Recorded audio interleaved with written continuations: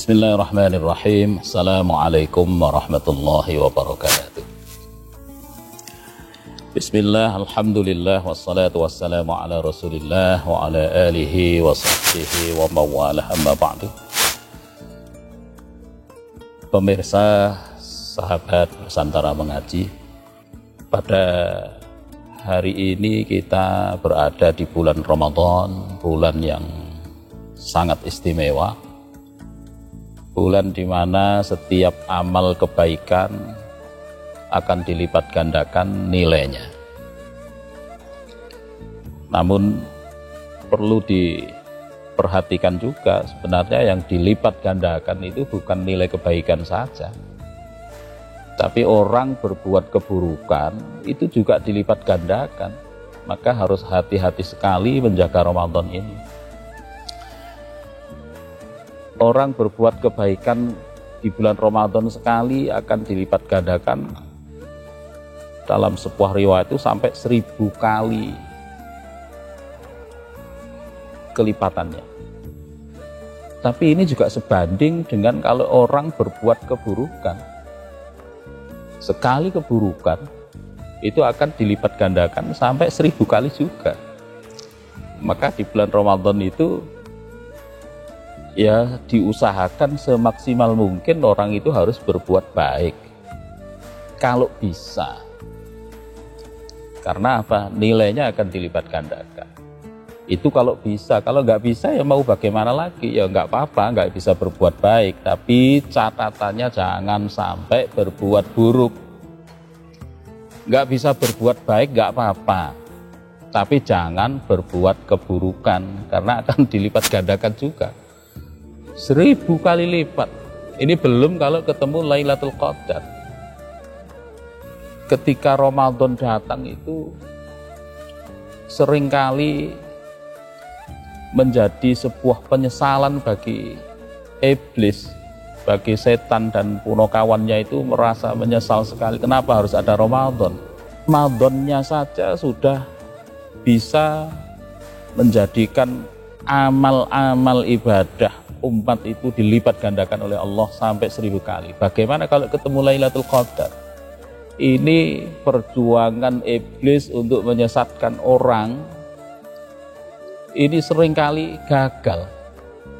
Jadi iblis goda orang dari pagi sampai malam kena, tapi ternyata malam hari mau tidur orang baca istighfar dihapus.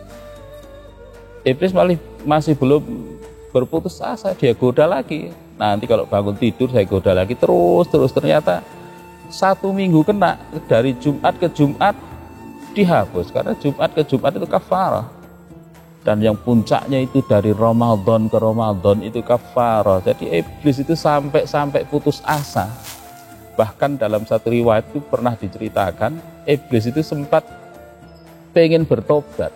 Karena apa? Apa yang dia lakukan itu ternyata nggak membawa hasil. Jadi ya menyesal dia, bagaimana kalau ini terus dijalankan.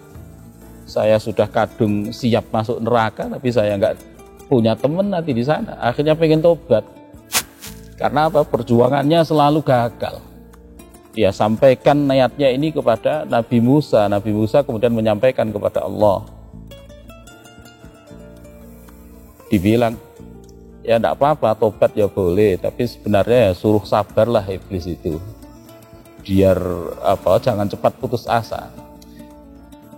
Tapi kalau memang benar mau tobat, ya enggak apa-apa, tobat saya terima, cuman syarat yang dulu diberlakukan itu tetap harus dijalankan. Apa? Sujud kepada Adam. Muncullah sifat asli iblis yang takabur, yang suka merasa besar, suka merasa hebat, itu muncul kembali. Bagaimana mungkin saya akan sujud kepada Adam yang sudah mati? Dulu Adam masih hidup saja saya nggak mau sujud, bagaimana sekarang saya mau sujud pada Adam? Ada satu penyesalan bagi iblis ketika Ramadan datang, karena Ramadan memang membawa berkah yang luar biasa. Para pemirsa, sahabat Nusantara mengaji yang dirahmati Allah, untuk itu marilah kita manfaatkan benar Ramadan ini untuk membuat pakaian ketakwaan, karena Ramadan itu memang sarana untuk menciptakan, membuat pakaian ketakwaan yang nanti akan kita kenakan setelah Ramadan. Sarana untuk kita merajut, menjahit sebuah pakaian yang akan kita pakai nanti di luar Ramadan. Pakaian apa? Pakaian takwa. Itu yang dijanjikan oleh Allah, la'allakum tattaqun, bahwa puasa Ramadan nanti ujungnya itu akan takwa. Tapi seringkali kita lepas. Ramadan berkali-kali lewat, tapi berkali-kali pula takwa itu tidak berhasil kita kenakan di bulan. Karena Ramadan kita ternyata tidak kita manfaatkan untuk merajut bahan-bahan pakaian takwa, itu tidak pernah dihadirkan di bulan Ramadan. Ada satu ulama yang menyampaikan bahwa takwa itu bahannya ada dalam huruf kalimat takwa itu sendiri. Taknya bermakna tawadhu. Tawadhu ini adalah bahan takwa, bahan pakaian takwa yang harus kita jahit di bulan Ramadan ini. Tawadhu itu merasa tidak ada orang yang lebih buruk dari dirinya. Kebalikan dari takabur. Kalau takabur itu merasa lebih baik dari orang lain. Tapi merasa dirinya lebih buruk itu tidak perlu diucapkan, karena kalau diucapkan itu kadang juga bohong. Saya ini orang yang paling buruk di antara orang lain, itu kadang juga bohong. Kalau ditanggapi benar sama orang, kita marah juga. Ya alhamdulillah kalau Bapak sadar, nah itu kadang juga nggak benar juga, marah juga.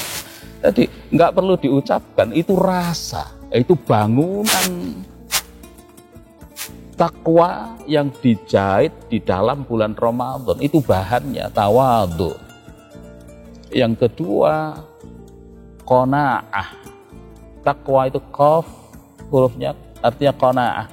Qanaah itu harus dimulai dari merasa puas, merasa tentram, merasa bangga menjadikan Allah sebagai Tuhannya.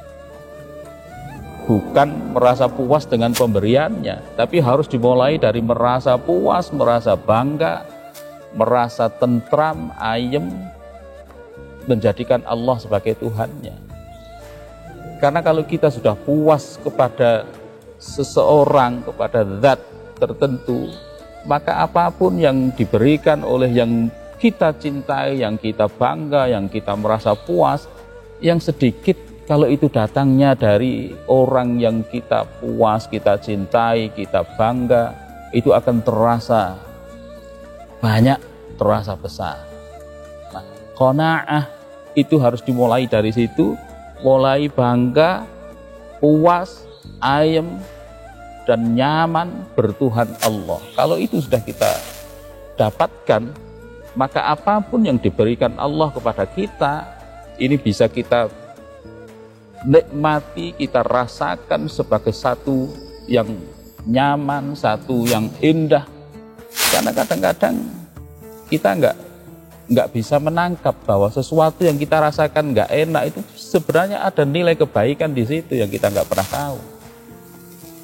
Maka kalau kita puas kepada Allah sebagai Tuhan kita, apapun yang kita dapatkan itu akan terasa nyaman, terasa nikmat, dan ini bangunan takwa, bahan-bahan yang harus dirajut, dijahit di bulan Ramadan ini sehingga menjadi pakaian takwa nanti. Yang ketiga, takwa itu hurufnya adalah wawu, bermakna wara. Bukan yang haram. Kalau yang haram dihindarkan itu sudah lumrah, sudah semua orang harus begitu. Orang mukmin seharusnya sudah meninggalkan sesuatu yang haram. Tapi kalau warok, tidak sekedar yang haram, yang nggak pantas, itu harus mulai bisa ditinggalkan. Dan yang keempat, bangunan takwa atau bahan-bahan yang harus dirajut supaya menjadi pakaian takwa itu adalah yakin. Hurufnya ya yang terakhir itu bermakna yakin. Yakin kepada Allah, yakin kepada Allah, maka segala sesuatu yang diperintahkan oleh Allah kepada kita itu karena kita yakin, kita tidak akan menawar lagi. Bahkan tidak perlu mencari apa nilai baik dari perintah Allah itu, karena dia yakin dia akan kerjakan itu. Sebaliknya, karena yakin kepada Allah, apapun yang dilarang oleh Allah itu tidak perlu dicari nilai buruknya. Akal kita, logika kita boleh jadi tidak menemukan nilai-nilai buruk dari larangan itu, tapi karena kita yakin kepada Allah, itu akan kita tinggalkan. Inilah